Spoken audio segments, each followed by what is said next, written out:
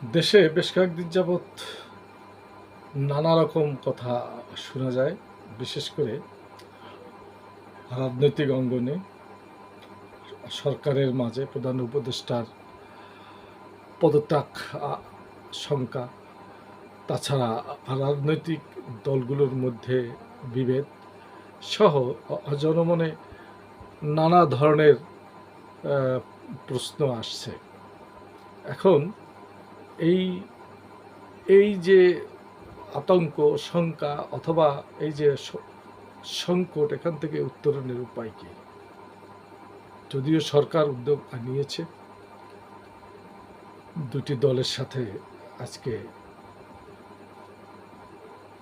আলোচনা হয়েছে। আলোচনা হচ্ছে বা হবে, এবং এখান থেকে হয়তো একটা সমাধান আসবে।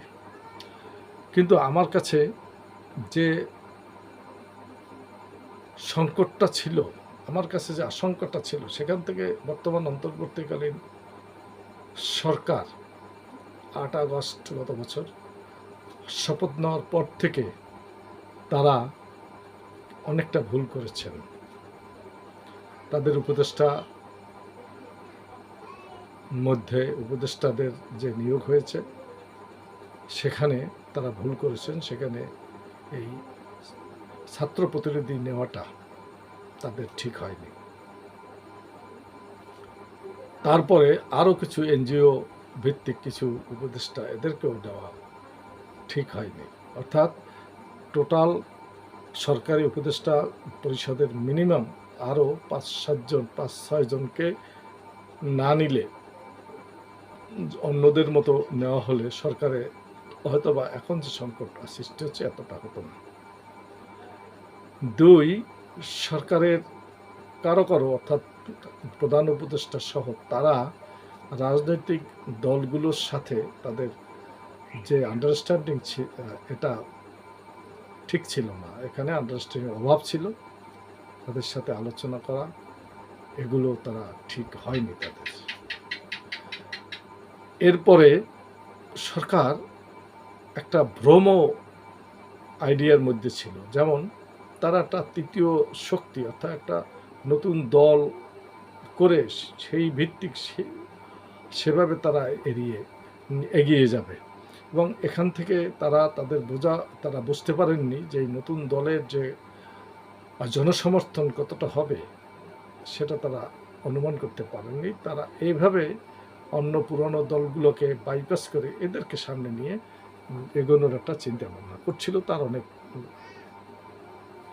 প্রমাণ আছে, এবং এখনও সরকার হয়তোবা সেখান থেকে তারা বেরিয়ে আসছে কিনা জানা যায়নি।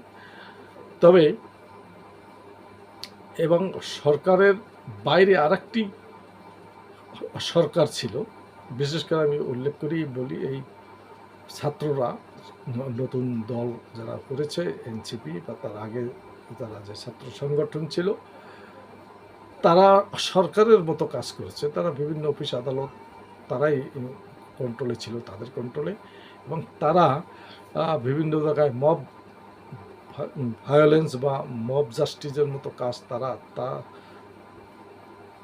তারা অথবা তাদের লোকজন এগুলো করছে। তা এমত অবস্থায় একটা সরকার যদি দেশের অভিজ্ঞ মানুষগুলোকে বাইপাস করে, অভিজ্ঞ মানুষগুলোকে এড়িয়ে নতুন কিছু করতে চায়, তাহলে এটা তো সুখকর নয়। এরপরে দেশের ভৌগোলিক যে অবস্থান, এটাকে যে একটা সংকটে ফেলেছে। যেমন করিডোর নিয়ে, মানবিক করিডোর নিয়ে যে একটা সংকট সৃষ্টি হয়েছে, মানুষের মনে একটা দ্বিধাদ্বন্দ্ব, একটা আতঙ্ক হচ্ছে। বন্দর অন্য কোম্পানিকে দেওয়া, বাইরের কোম্পানিকে দেওয়া, চিটাগাং বন্দরকে, এরকম বেশ কিছু কাজ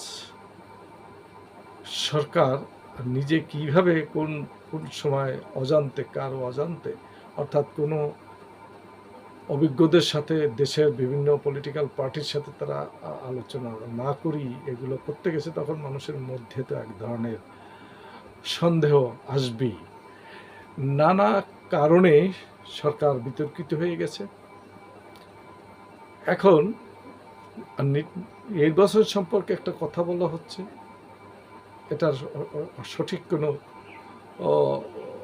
নির্দেশনা নেই, এটাও কিন্তু রাজনৈতিক দলগুলো চাচ্ছে না। যাই হোক, এগুলো সবগুলোই সমাধান হোক, দেশ শান্তি আসুক, দেশে গণতন্ত্র সুষ্ঠু একটা স্থান পাক, অবাধ নিরপেক্ষ একটা ইলেকশন হোক। কিন্তু সেগুলো নিয়ে আলোচনা করতে গেলে আর একটা পর্ব লাগবে। সেখানেও আশঙ্কা আছে যে কোনো সুষ্ঠু নির্বাচন আদৌ হবে কি না, এ ব্যাপারেও চিন্তাভাবনা হচ্ছে। এখন এই সবগুলোকে এই সরকার নিয়ন্ত্রণ করতে হবে, এবং পদত্যাগ হয়তো বা হচ্ছে না, কিন্তু এটা মূল কথা না। মূল কথা হলো সরকারকে সুষ্ঠুভাবে এগিয়ে নিয়ে যাওয়া, এটাই হলো শেষ কথা। ধন্যবাদ।